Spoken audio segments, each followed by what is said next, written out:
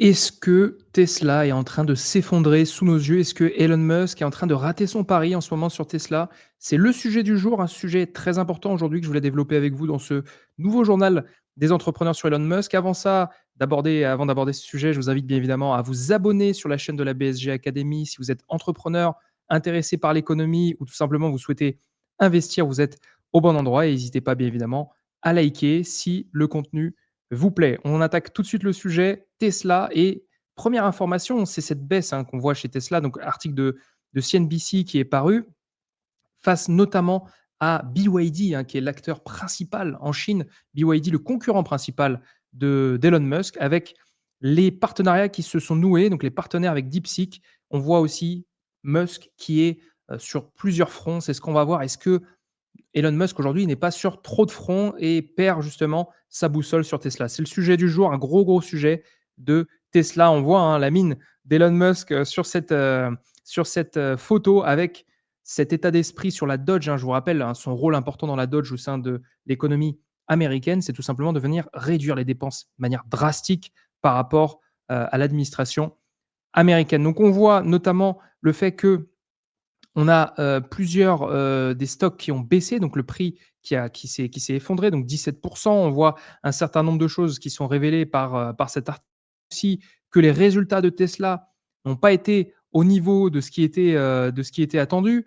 On a des réactions aussi de Morgan Stanley, qui est une grande banque américaine et là, c'est un point important que Morgan Stanley, évoque, c'est justement faire face aux, Chinese players comme on l'a vu tout à l'heure, les acteurs chinois, BYD, Cheng, un grand nombre d'acteurs. Et là où ça va être un élément, clé, je crois qu'ils en parlent juste après dans cet article, c'est, la performance. La performance et bien évidemment le prix. Et c'est ça l'enjeu en fait pour Tesla qui est révélé aussi dans cet article, c'est, est-ce que les prix qui sont pratiqués par Tesla, notamment face à cet acteur de BYD, vont être justifiés? Est-ce que l'entreprise, chinoise et les entreprises chinoises vont justement faire face à Tesla, ce qui est déjà le cas sur le marché chinois, ce qui commence à être le cas et on le verra juste après par rapport au marché européen. Et bien évidemment, restez bien jusqu'à la fin de ce live parce qu'on va voir quelque chose d'exceptionnel à la fin de ce live. Je vous le dis, quelque chose d'exceptionnel, c'est qu'on va analyser l'entreprise Tesla sur le Wall Street Journal. Vous allez avoir accès à des informations topissimo sur le compte de résultat et le bilan de l'entreprise Tesla. Et bien évidemment, abonnez-vous sur la chaîne de la BSG Academy pour recevoir nos prochains journaux des entrepreneurs et si vous êtes intéressé par tous ces sujets économiques qui sont bouillants actuellement. Donc le prix, la performance vont être des éléments clés. Bien évidemment, on parlait de la performance des entreprises chinoises. Est-ce que la performance des entreprises chinoises va être 2 fois moins élevée que la performance de Tesla? Est-ce que l'autonomie des véhicules Tesla sera au niveau des véhicules chinois? Quel va être le rapport? Quel va être le rapport dans la connectivité? Parce qu'on parle aussi de voitures autonomes.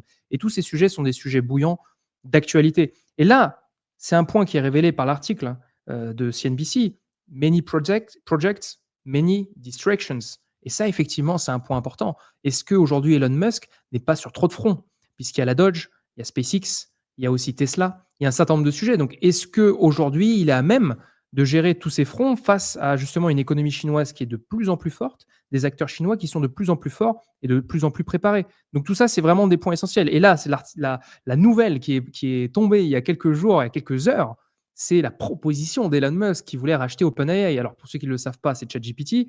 Il a fait une proposition incroyable, énorme à Sam Altman qui est le PDG de cette entreprise OpenAI. Il lui a proposé simplement 97 milliards. Vous vous rendez compte, 97 milliards. Et la réponse a été très amusante d'ailleurs de Sam Altman. C'est qu'est-ce qu'a fait Sam Altman? Et c'était plutôt très habile de sa part. C'est de proposer en retour, justement, bien évidemment, qu'il déclinait cette offre, mais de proposer de racheter X pour 9,7 milliards, soit 10 fois moins. Et ça, c'est tout simplement pour montrer à Elon Musk, justement, que la valorisation qu'il estime d'OpenAI est 10 fois supérieure à celle de son entreprise X. C'est bien évidemment une bataille d'ego, et ça, c'est un point important, mais ça revient sur cet aspect many distractions, parce qu'il y a Dodge, il y a un certain nombre de choses, et aujourd'hui, Tesla fait face à une montée des concurrents. Donc ça, c'est les éléments qui étaient rappelés dans cet article.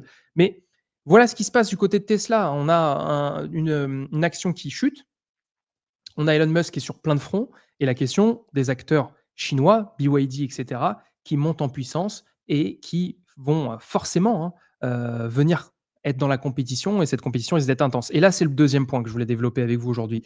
Deuxième point très important. Tesla, les ventes de Tesla chutent en Europe. Financial Times qui montre justement la baisse des ventes, 59 quand même en Allemagne, c'est pas rien 59, donc c'est plus de 50, c'est quand même quelque chose d'assez énorme, cette baisse en Europe. Et là, j'ai envie de voir avec vous ce graphique qui est très évocateur. C'est la baisse des ventes avec ce beau graphique. 63 sur le mois de janvier en France, 59 en Allemagne, 44 en Suède avec un grand nombre de grèves qui ont été réalisées, notamment dans ce pays. Norvège, 37 et là, on voit les baisses en unités, 1100, 1200 avec la principale usine Tesla en Allemagne. Donc voilà, il y a un certain nombre de choses qui sont très négatives, hein, très, très négatives sur Tesla, sur ce vente de véhicules électriques en Europe, ce qui est pas rien. Donc on voit ces graphiques qui sont quand même très, très évocateurs.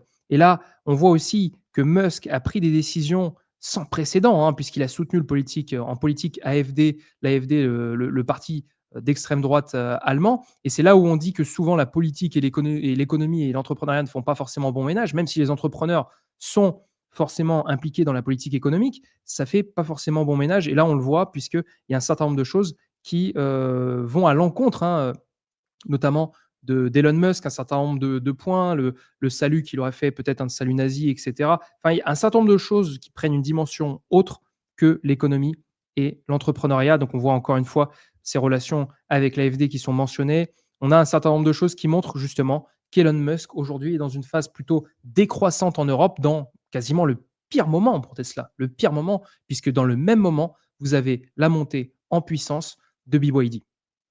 Donc vraiment, information à prendre très au sérieux pour, Tesla et c'est la question qu'on peut se poser. Est-ce que Tesla est pas en train de commencer une lente et profonde descente, voire pas si lente que ça en Europe, face à ses concurrents chinois? Et maintenant, le plus important, le plus intéressant qu'on va voir, juste à l'instant, c'est Tesla, le compte de résultat de cette entreprise et le bilan de cette entreprise. Alors, on va tout de suite regarder le compte de résultat pour commencer. Ça, c'est vraiment un point essentiel, hein, pour tous les entrepreneurs, tous les investisseurs. On parle d'analyse fondamentale, on parle d'analyser aussi vos entreprises. C'est des points qui sont vraiment essentiels. Le premier élément qu'on va analyser ensemble, c'est cette évolution, cette croissance de cette entreprise de Tesla. On voit en 2019, 24 milliards, 96 milliards en 2023, progression significative. Souvent, les entrepreneurs regardent en premier lieu l'évolution du chiffre d'affaires. C'est un bon indicateur, on est d'accord, mais ce n'est pas suffisant. Et c'est ce que je vais vous montrer aujourd'hui, puisqu'on va analyser un peu plus en profondeur cette entreprise. Il y a des informations qui sont importantes qu'on va voir ensemble. Donc vraiment, regardez bien cette vidéo jusqu'à la fin, puisqu'on va vraiment analyser ce compte de résultat et ce bilan. C'est quelque chose d'assez unique, puisqu'on va regarder en profondeur cette entreprise. Vous voyez ici la progression des ventes, hein. Donc on a une progression de 28%, 2019-2020, 70% quand même, c'est énorme entre 2020 et 2021, 50%. Donc on a une petite décroissance qui commence à s'installer et 18%, hein, vous voyez, 2022-2023. Donc on est vraiment sur des ventes qui sont déjà un peu plus faibles. C'est un signal assez négatif.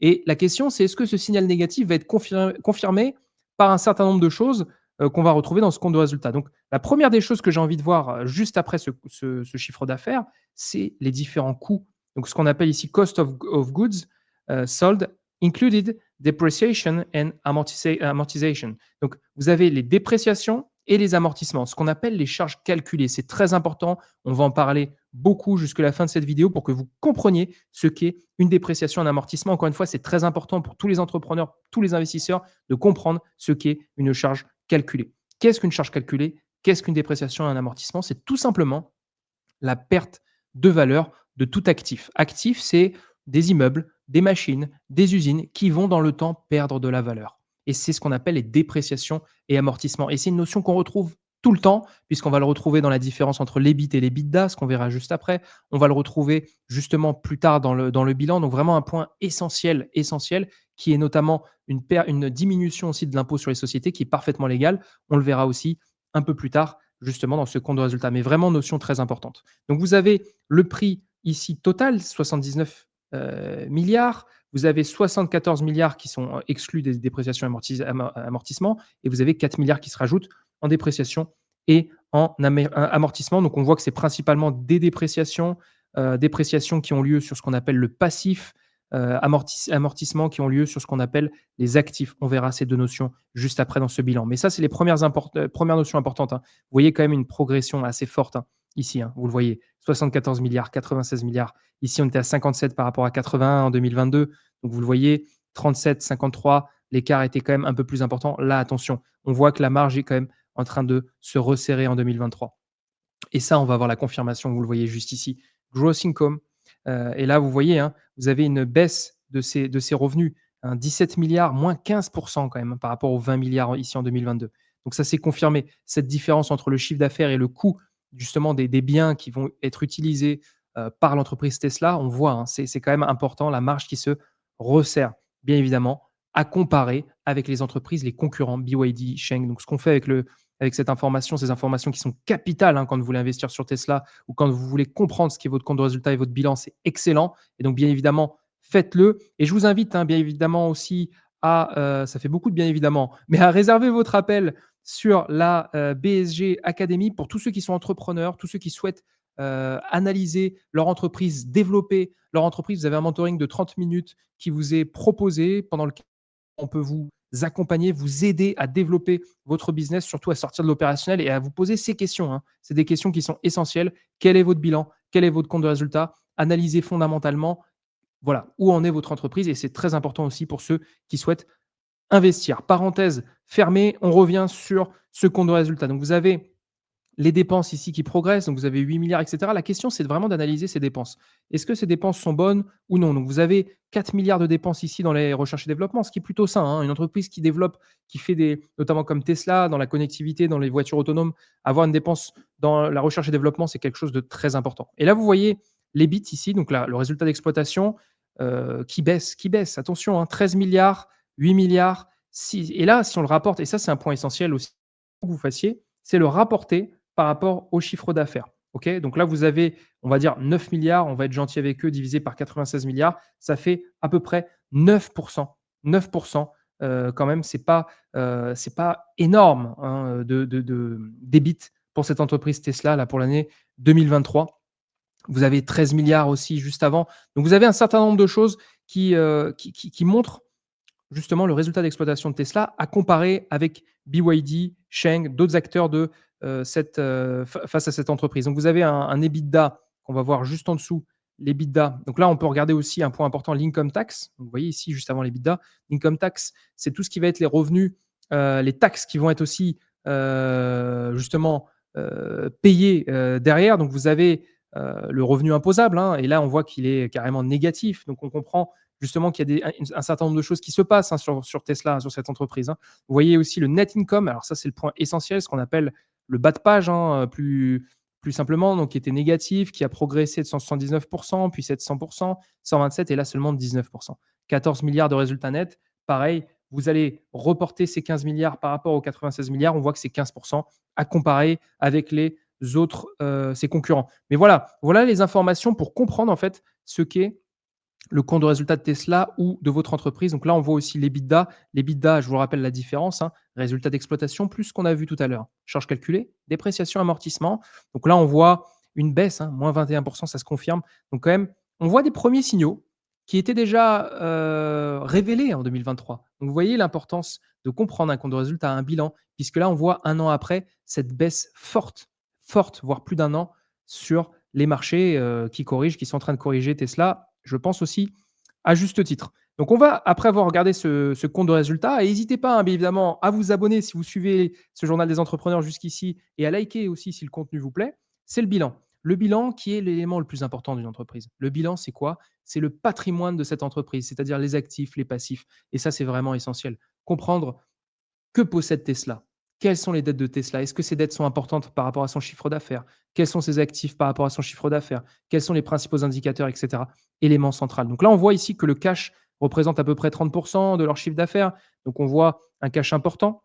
Donc cash only, donc là, c'est tout ce qui va être le cash, hein, la trésorerie, hein, pour faire simple, en progression. Donc on voit une progression de 2019 à 2023 assez forte, assez significative. Santé financière plutôt bonne, hein, pour Tesla, hein, jusqu'ici. Donc on voit aussi les inventories qu'on voit ici, c'est les stocks, inventories, stock. Donc les stocks, c'est quoi? C'est tout simplement les finished goods, donc là, tout ce qui va être voitures, véhicules qui sont terminés. Ça, c'est important parce que ça va réduire les dépenses, hein, puisqu'ils ont déjà des véhicules qui sont fabriqués en avance, donc 5 000, ce qui est pas négligeable. Tous les véhicules qui sont en cours de construction ou les autres matériaux qui sont en cours de construction, le matériel. Donc vous avez un total des stocks de 13 milliards, OK, qui progresse, qui progresse. C'est-à-dire que c'est une entreprise qui augmente ses stocks, qui a peut-être pas vendu suffisamment. Donc c'est la question qu'il faut se poser, qui anticipe peut-être un peu trop une évolution forte du marché. C'est les points qui vont être essentiels parce que ces dépenses ont déjà été effectuées, hein, on est bien d'accord, hein, quand vous fabriquez. Donc les stocks peuvent révéler ça, hein. Trop de stocks veut dire peut-être pas assez de ventes. On a peut-être été trop optimiste vis-à-vis des ventes ou peut-être qu'on anticipe vraiment un boom dans les années à venir. Voilà les éléments qu'on peut comprendre sur ce bilan. Donc je vous le dis encore une fois, hein, le bilan est l'élément central. Si vous êtes entrepreneur, ne prenez vraiment pas ça à la légère et surtout si vous investissez aussi, c'est pareil, hein, parce qu'on a beaucoup de personnes, peut-être que tu en fais partie, qui sont à la fois entrepreneurs et investisseurs ou seulement entrepreneurs. Et vraiment, c'est des points qui sont essentiels. Et n'hésitez pas, hein, à nous dire en commentaire ce que vous pensez de cette situation de Tesla. N'hésitez pas à donner votre avis sur Tesla. Qu'est-ce que vous pensez de Tesla par rapport à sa situation économique, par rapport à Elon Musk? Qu'est-ce que vous en pensez? Et vous avez le total current asset, donc 50 milliards, 40 milliards ici. Donc on a des assets, donc des actifs qui progressent, 50 milliards. On a un peu plus de la moitié du chiffre d'affaires. Et là, vous avez les immobilisations. Donc, point très important, on s'arrête dessus, actifs immobilisés. C'est ce qui va rester à plus d'un an dans l'entreprise. Vous avez ici les usines, vous avez 60 milliards, belle progression, 48 milliards, ça c'est plutôt sain, plutôt rassurant. C'est-à-dire que cette entreprise Tesla est en train de diversifier justement et d'avoir des actifs qui progressent par rapport à leur chiffre d'affaires. 96 milliards, 60 milliards, on est sur des éléments importants, donc plus de quasiment 60% en termes d'actifs par rapport à leur chiffre d'affaires. Donc on voit qu'il y a une volonté de construire une entreprise sur le long terme. Buildings, donc là, 9 milliards, donc tout ce qui va être immeubles, les machines et équipements, très important pour produire les véhicules Tesla, tout ce qui va être construction en projet, tout ce qui va être, usine et cetera. Computer software, c'est le nerf de la guerre, hein, on l'a vu, hein, par rapport à DeepSeek, par rapport à un certain nombre de choses pour les voitures autonomes de demain, puisqu'ils sont déjà sur cette optique, Tesla depuis un grand nombre de temps, donc les véhicules autonomes, donc tout ce qui va être logiciel, software, tout ce qui va être brevet là-dessus. Donc là, tout ce qui va être aussi leasing et là, on a aussi les other property, plant and equipment, donc tout ce qui va être autre, qui va se rajouter et venir gonfler les actifs. Donc là, vous avez la différence, regardez bien ici, hein. Net property plant, sur sur, net property plant par rapport au property plant gross. Donc vous avez un écart ici de 15 milliards qu'on va retrouver où? C'est les dépréciations et les amortissements que vous voyez ici. Juste ici. Et donc là, c'est la valeur réelle, on en a parlé, c'est pour ça que j'ai insisté là-dessus juste avant, la valeur réelle justement des actifs que possède cette entreprise de Tesla. Donc on voit 45 milliards. 45 milliards, on est quasiment là, on l'a vu, hein, à un peu moins de 50% du chiffre d'affaires. Donc c'est des éléments qui sont intéressants pour évaluer la solidité financière de cette entreprise. Donc vraiment, prenez toutes ces informations avec une énorme importance et un regard critique. Et c'est vraiment important que vous ayez votre propre avis sur cette situation de Tesla. Donc, on voit total asset 106 milliards, ça comprend tout, hein. Le cash qu'on va qualifier d'actif circulant qui reste moins d'un an dans l'entreprise, l'actif immobilisé, tout ce qui va être investissement, etc. Donc 106 milliards. Donc voilà, c'est des informations qui sont très très importantes. Maintenant qu'on a vu les actifs, donc je vous rappelle dans le bilan tout ce que possède l'entreprise, donc Tesla, on va voir tous ses passifs. Donc déjà, on voit une santé financière, on peut l'évaluer, on peut comprendre, on peut apprendre un certain nombre de choses. Maintenant, les liabilities, donc les dettes vis-à-vis notamment des shareholders, donc tout ce qui va être investisseurs, tout ce qui va être aussi, les passifs, donc les dettes courantes de cette entreprise, on va analyser ça. Donc on voit 3 milliards de dettes. On voit un certain nombre de choses aussi et là, on va regarder juste ici total current liabilities, on est à 28 milliards. On voit une progression de ces dettes, mais ce qui est sain pour une entreprise, hein, progression des dettes, c'est quand même plutôt sain. C'est, le fait que cette dette progresse par rapport aux investissements, ce qui est normal. C'est-à-dire que cette entreprise Tesla va investir, donc ils auront besoin de dettes pour financer leurs actifs, pour financer leur activité. Donc c'est plutôt quelque chose de cohérent, pas de problème. On voit que c'est contrôlé, 28 milliards. Donc on voit pour l'instant des choses qui sont plutôt cohérentes. On voit aussi, donc si on descend un peu plus bas, les autres liabilities, OK, autres dettes, on voit un total de dettes, et ça c'est le point essentiel, de 43 milliards, donc une progression 40%, 44%. On voit une progression qui est quand même assez rapide, hein, de ces dettes de Tesla, progression rapide, 26 milliards à 43 milliards. Donc on a une progression de ces dettes au sein de Tesla. On peut regarder les total shareholders equity, donc les capitaux propres pour faire simple, c'est les dettes qu'a Tesla vis-à-vis de ses actionnaires. Donc on voit que ça progresse, 62 milliards. On était à 6 milliards en 2019, 62 milliards aujourd'hui. Donc on a vraiment quelque chose, des dettes importantes vis-à-vis de ces investisseurs. Donc c'est un point aussi, le nerf de la guerre. Et ce qui est normal pour une économie capitaliste, comprenez bien une chose, c'est que toute entreprise est financée par des actionnaires. Et ces actionnaires, ils sont récompensés à travers les dividendes, à travers les actions, à travers un certain nombre de choses. Et donc, c'est normal que les capitaux propres augmentent puisque cette entreprise va augmenter, les dettes vont augmenter vis-à-vis des investisseurs. Donc, on voit ici le total liabilities shareholder de 106 milliards, total des dettes de cette entreprise, donc qui a progressé 34 milliards, 106 milliards, c'est une progression très forte de cette entreprise. Et c'est tout ça qu'il faut comparer par rapport au chiffre d'affaires, tout ça qu'il faut comparer par rapport à cette entreprise Tesla. Pour analyser l'entreprise Tesla, c'est vraiment ces éléments qui vous permettront, au-delà du cours qui a chuté, de voir si Tesla est une bonne entreprise ou est-ce que Tesla est en difficulté. Voilà ce que je voulais voir avec vous. J'espère que cette vidéo vous a plu, on a été quand même très technique aujourd'hui avec la BSG Academy, l'école des entrepreneurs. Le but, c'est vraiment de répondre aux questions par rapport à la situation de Tesla. N'hésitez pas à mettre en commentaire vos questions si vous en avez. Et si vous êtes bien évidemment entrepreneur, à réserver votre appel de mentoring avec la BSG Academy pour suivre votre formation, votre accompagnement au sein de l'école des entrepreneurs avec l'entrepreneuriat à 360 degrés. N'hésitez pas, si vous êtes entrepreneur prestataire de service, à donner vos comptes de résultats bilan pour qu'on puisse analyser ça ensemble et voir comment on peut développer l'entreprise, accélérer le développement pour que vous soyez encore meilleur dans votre activité et surtout ne pas tomber dans ce qu'on appelle la rat race, être dans son entreprise au quotidien, prendre de la hauteur, analyser son entreprise, analyser ses investissements. En tout cas, c'est tout ce qu'on vous souhaite avec la BSG Academy. Donc, le lien ci-dessous pour réserver votre appel. Vous avez la possibilité de le faire juste en dessous de cette vidéo. En tout cas, je vous remercie pour votre écoute juste ici. Si vous avez aimé ce contenu, n'hésitez pas à liker et à vous abonner sur la chaîne de la BSG Academy. Et je vous dis à très vite